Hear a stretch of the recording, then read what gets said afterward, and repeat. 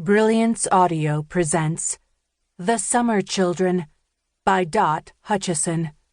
Performed by Siri Scott.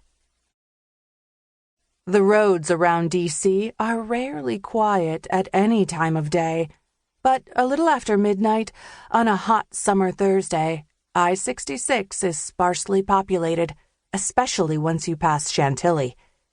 Beside me, Siobhan babbles contentedly about the jazz club we just left, the singer we went especially to see, and how wonderful she'd been, and I nod and hum in the pauses. Jazz isn't really my thing. I tend to prefer more structure, but Siobhan loves it, and I plan the evening as a bit of an apology for having to work through a handful of date nights recently.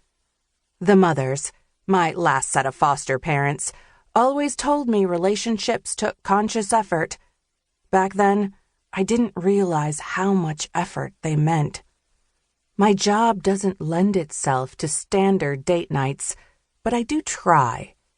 Siobhan is also an FBI agent and should theoretically understand the up-and-go constraints, but she works translations in counterterrorism Monday through Friday, 8 to 4:30, and doesn't always remember that my job in crimes against children is nothing like that. We've been on rocky ground the past 6 months or so, but I can sit through an evening of music I don't care for if it will make her happy. Her steady stream of chatter shifts to work, and my hums get a little more absent-minded. We talk about her work all the time. Not the details of what she's translating, but her coworkers, deadlines, the sort of thing that doesn't bring internal affairs around asking about security leaks. But we never talk about mine. Siobhan doesn't want to hear about the horrible things people do to children or the horrible people that do them. I can talk about my teammates, our unit chief and his family, but it even unnerves her to hear about the pranks we pull on each other at the office when our desks bear folders full of horrors.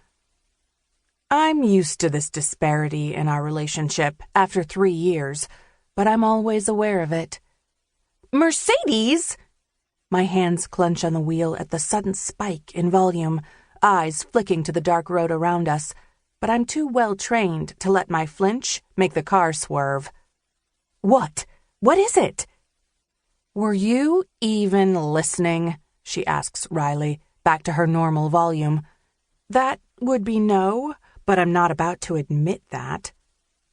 Your bosses are ignorant assholes who wouldn't know Pashto from Farsi if their lives depended on it, and they need to get off your ass or learn to do it themselves. I complain about them far too much, if that's your safe guess.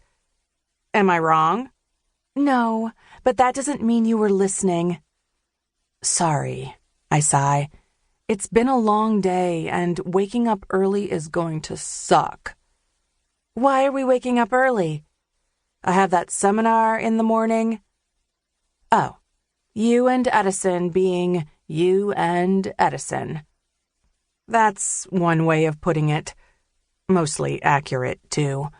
Because apparently it's inappropriate when your partner/team leader asks after a specific report to tell him not to get his nuts in a vice.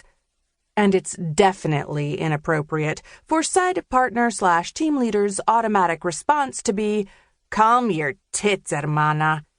And it's especially inappropriate if the section chief happens to be walking through the bullpen and hears the exchange.